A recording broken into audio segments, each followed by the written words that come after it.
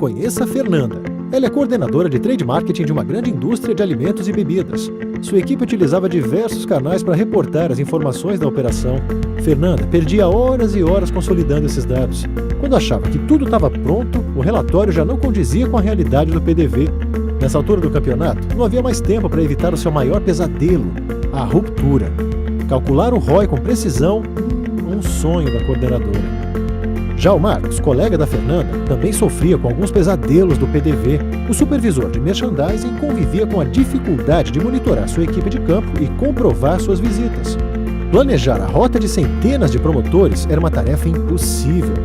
Em busca de uma tecnologia que pudesse otimizar a sua operação, Fernanda e Marcos conheceram o Agile Promoter, a plataforma número 1 de gestão de trade marketing e merchandising.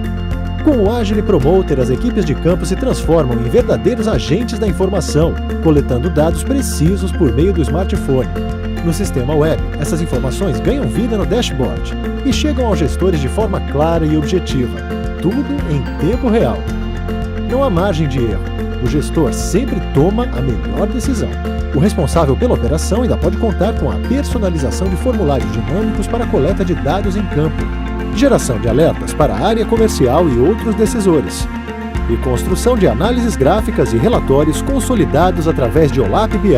Localizar a equipe de campo já não é mais um problema. Por meio do GPS, o supervisor comprova as visitas de sua equipe e otimiza seus trajetos com a roteirização inteligente. Com o Agile, equipe de campo também bate ponto. Uma solução com respaldo jurídico que protege sua empresa contra passivos trabalhistas. O Agile Promoter também proporciona uma comunicação rápida com a equipe de campo via chat, o acompanhamento de clima, o controle de despesas e quilometragem. Você ainda lembra da Fernanda e do Marcos? Bom, as coisas mudaram um pouco para eles. A Fernanda nunca mais ouviu falar da tal ruptura.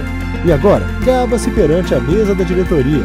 As vendas triplicaram após a implantação do Agile Promoter. E o Marcos?